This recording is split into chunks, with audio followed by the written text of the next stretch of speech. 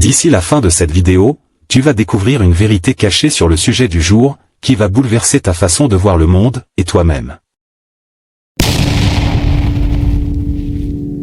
Tu vas me dire qu'un homme a aidé des milliers de personnes en dormant?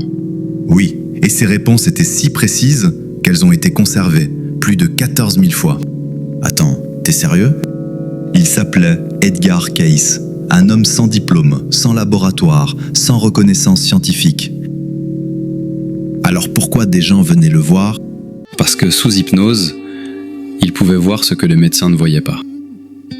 Dormez maintenant. Laissez votre esprit s'enfoncer profondément. Vous êtes calme et en sécurité. Voir quoi?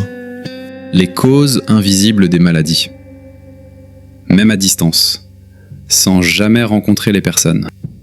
Donc, il diagnostiquait en dormant? 2 fois par jour, pendant 40 ans. Et personne n'a vérifié? En 1910, le New York Times a publié un article entier sur lui. Alors il était un mystique? Un croyant, qui lisait la Bible chaque année, et disait que son but était simple, aider les autres. Mais comment expliquer ça? Certains parlent de clairvoyance, d'autres de projection astrale, certains même de prophétie.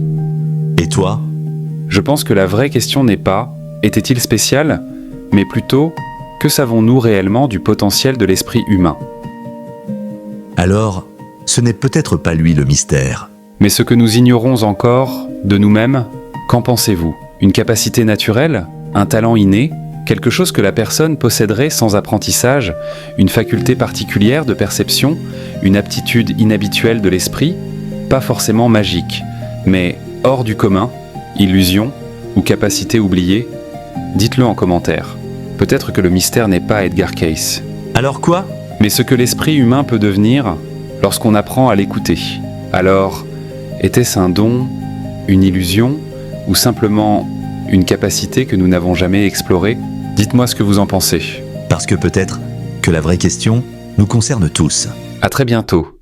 Et maintenant, la vraie question n'est plus ce que nous venons de voir, mais ce que cela change dans notre manière de comprendre le monde. Car certaines idées informent, d'autres transforment. Si cette exploration a ouvert une porte en vous, alors le voyage ne s'arrête pas ici. Il ne fait que commencer. Abonnez-vous.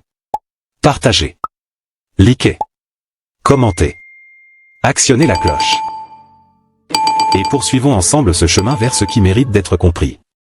Ce que l'on cherche au loin commence souvent en soi. À très bientôt.